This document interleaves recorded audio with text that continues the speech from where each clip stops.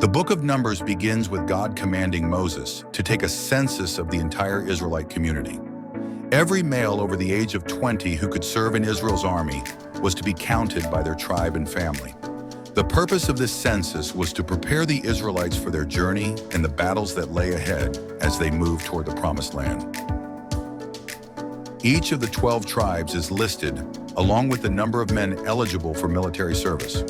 The tribe of Judah is the largest, with 74,600 men, while the smallest is Manasseh, with 32,200. In total, 603,550 men were counted, not including the Levites, who were set apart for specific duties related to the tabernacle. God instructed Moses on how the Israelites were to set up camp. The tabernacle, the dwelling place of God's presence, was at the center of the camp. The Levites camped around the tabernacle to protect it, and the 12 tribes were arranged around them in 4 groups of 3 tribes each. Each group had its own banner and leader. This arrangement was not just practical, it symbolized the centrality of God in the life of the Israelite community. The orderly structure demonstrated that God is a God of order and that His presence should be the focal point of their lives. Unlike the other tribes, the Levites were not included in the military census. Instead, they were set apart to serve in the tabernacle. God claimed the Levites as His own, in place of the firstborn males of the Israelites, whom He had spared during the Passover in Egypt. The Levites were divided into 3 main clans: the Kohathites, the Gershonites, and the Merarites. Each clan was assigned specific responsibilities related to the tabernacle. The Kohathites were in charge of the most sacred objects, the Gershonites handled the curtains and coverings, and the Merarites were responsible for the frames and posts. As the Israelites journeyed through the wilderness, the tabernacle had to be dismantled, transported, and reassembled at each new camp. Numbers 4 details how each Levitical clan was to carry out this task. The Kohathites carried the most holy items, including the Ark of the Covenant, but only after Aaron and his sons had covered them. The Gershonites and Merarites transported the curtains, coverings, frames, and other components. These detailed instructions ensured that the tabernacle was handled with the utmost reverence and care. The holiness of God required that everything related to His dwelling place be treated with respect and precision. God commanded Moses to ensure that the Israelite camp remained pure and holy. Those who were ceremonially unclean due to skin diseases, discharges, or contact with the dead were to be sent outside the camp until they were cleansed. This was to protect the community and maintain the sanctity of the camp where God dwelled among them. The chapter also includes laws concerning confession and restitution for sins against others. If someone wronged another, they were to confess their sin and make full restitution, adding 1/5 of the value as a penalty. This law emphasized the importance of justice, accountability, and making things right with both God and others. Numbers 5 ends with a detailed ritual for determining the guilt or innocence of a wife accused of unfaithfulness. This ritual, though difficult to understand from a modern perspective, was designed to resolve disputes and maintain the sanctity of marriage in the community. The Nazirite vow was a special commitment made by individuals who wanted to dedicate themselves to God in a unique way. Those who took the vow abstained from wine, avoided cutting their hair, and avoided contact with dead bodies. The vow was voluntary and could be for a specific period or for a lifetime. Numbers 6 concludes with the famous priestly blessing, which God instructed Aaron and his sons to pronounce over the Israelites. This blessing, often recited today, invokes God's protection, grace, and peace upon His people. The Lord bless you and keep you. The Lord make His face shine on you and be gracious to you. The Lord turn His face toward you and give you peace. After the tabernacle was set up, the leaders of each tribe brought offerings for its dedication. Over 12 days, each leader brought silver and gold dishes, grain offerings, incense, and animals for burnt offerings, sin offerings, and fellowship offerings. These gifts were a collective expression of devotion and gratitude to God. The chapter concludes with Moses entering the tent of meeting, where he heard the voice of God speaking to him from above the atonement cover on the Ark of the Covenant. This emphasizes the intimate communication between God and his chosen leader, guiding the people on their journey. God commanded Moses to consecrate the Levites for their special service in the tabernacle. The Levites were cleansed, shaved, and presented before the Lord as a wave offering, symbolizing their dedication to God's service. They replaced the firstborn males of Israel, who were originally set apart for God. The Levites were to begin their service at the age of 25 and retire at 50, after which they could assist but not perform the primary duties. This ensured that the tabernacle was always served by those in their prime strength. God instructed the Israelites to keep the Passover at its appointed time, 1 year after their departure from Egypt. Those who were ceremonially unclean or away on a journey were allowed to celebrate the Passover 1 month later, ensuring that everyone could participate in this critical remembrance of God's deliverance. God's presence was manifested as a cloud by day and a pillar of fire by night above the tabernacle. When the cloud lifted, the Israelites set out, and when it settled, they camped. This guidance continued throughout their journey, showing that they were to move and rest according to God's direction. God instructed Moses to make 2 silver trumpets to be used for summoning the community and directing the movements of the camps. The trumpets were also used during times of war and on joyous occasions such as festivals. These trumpets served as a means of communication and unity for the people. Finally, the time came for the Israelites to leave Mount Sinai. After nearly a year at the mountain, the cloud lifted, and the people set out in order. The Ark of the Covenant led the way, symbolizing God's presence going before them. The chapter ends with a prayer from Moses. "Rise up, Lord. May your enemies be scattered. May your foes flee before you." After the rebellion in Numbers 14, God reassures the Israelites of his covenant. He gives Moses further instructions regarding sacrifices, offerings, and the use of grain and wine alongside burnt offerings. The message is clear. Despite their recent disobedience, the Israelites are still God's people, and they must continue to uphold their sacred responsibilities. God distinguishes between unintentional sin, which can be forgiven through proper atonement, and defiant sin, which is met with severe punishment. In a vivid example, a man found gathering wood on the Sabbath is stoned to death for violating God's law, showing the seriousness of willful disobedience. God instructs the people to make tassels on the corners of their garments, with a blue cord woven into each tassel, as a visual reminder to follow his commandments. These tassels are meant to help the Israelites remember to live holy lives dedicated to God. In one of the most dramatic moments of the wilderness journey, Korah, a Levite, along with Dathan, Abiram, and 250 Israelite leaders, openly challenges Moses and Aaron's leadership. They claim that all the people are holy and question why Moses and Aaron have set themselves above the assembly. Moses calls upon God to settle the dispute. The next day, each of the 250 men is instructed to bring a censer of incense before the Lord. God's judgment is swift. The earth opens up and swallows Korah, Dathan, and Abiram, along with their families and possessions. Fire from the Lord consumes the 250 men offering incense. Even after this decisive act, the people continue to grumble against Moses and Aaron. In response, God commands that each tribe present a staff, with Aaron's representing the tribe of Levi. Overnight, Aaron's staff miraculously buds, blossoms, and produces almonds, signifying God's confirmation of Aaron's priestly authority. To permanently settle any question of who God has chosen as the spiritual leader, the Lord uses Aaron's budding staff as a divine sign.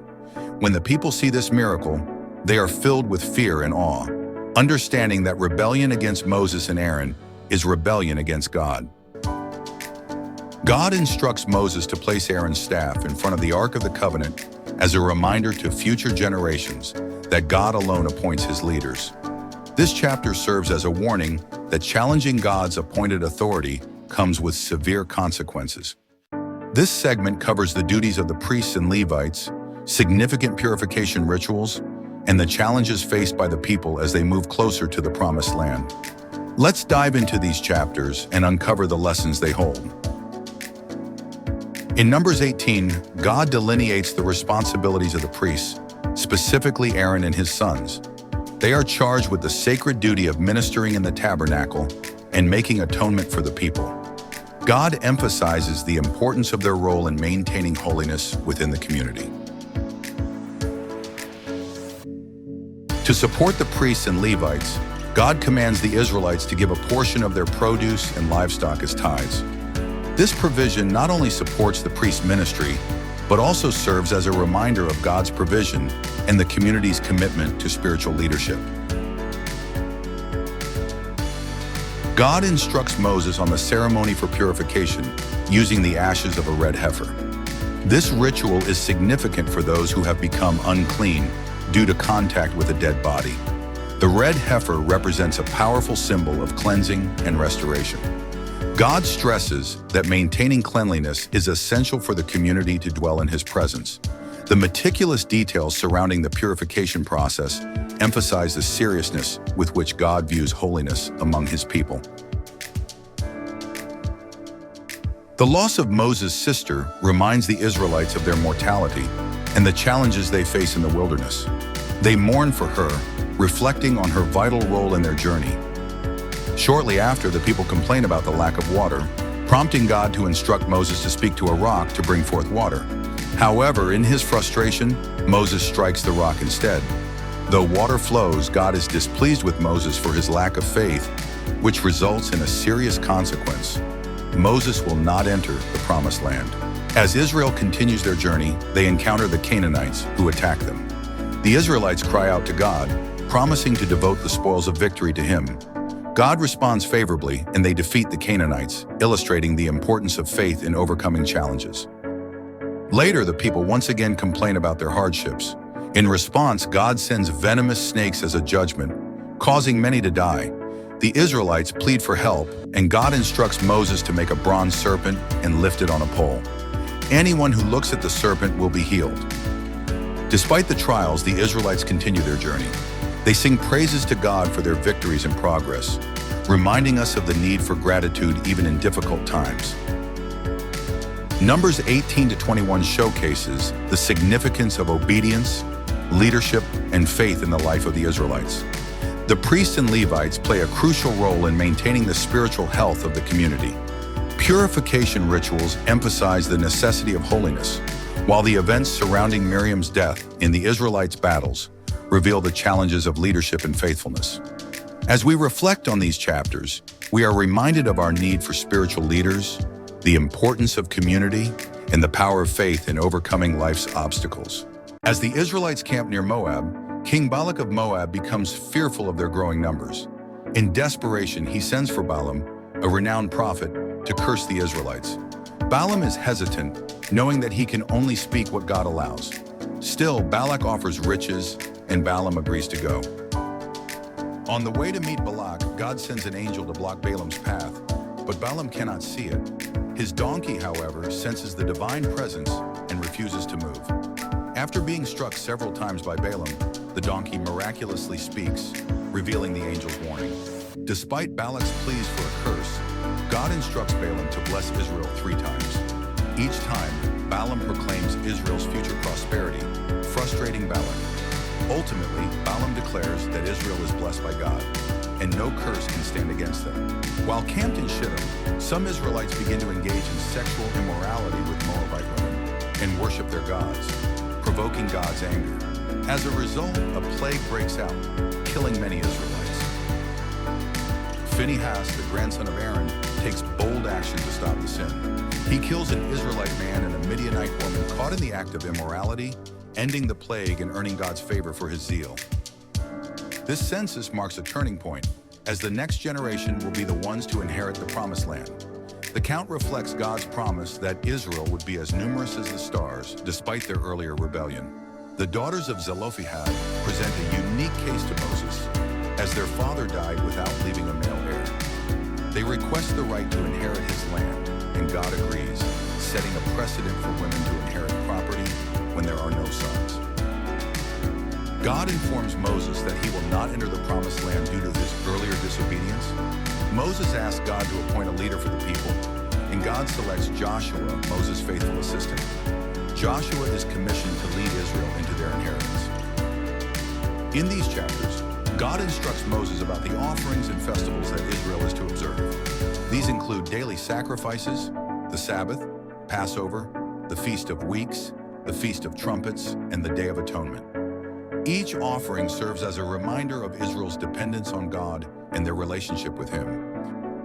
In Numbers 30, God addresses the issue of vows and oaths, emphasizing the seriousness of making a promise to God. Men and women are held accountable for their vows, but women's vows can be nullified by their fathers or husbands, showing the hierarchical structure of the time. God commands Moses to take vengeance on the Midianites, who had previously led Israel into sin through the deceit of Balaam. This would be Moses' last military campaign before his death. The Israelites gather an army and successfully defeat the Midianites, killing all their men and taking women, children, livestock, and goods as plunder. After the battle, Moses instructs the people to purify themselves and the plunder. They are told to kill the Midianite women who had led them into sin, and only the virgin women are spared.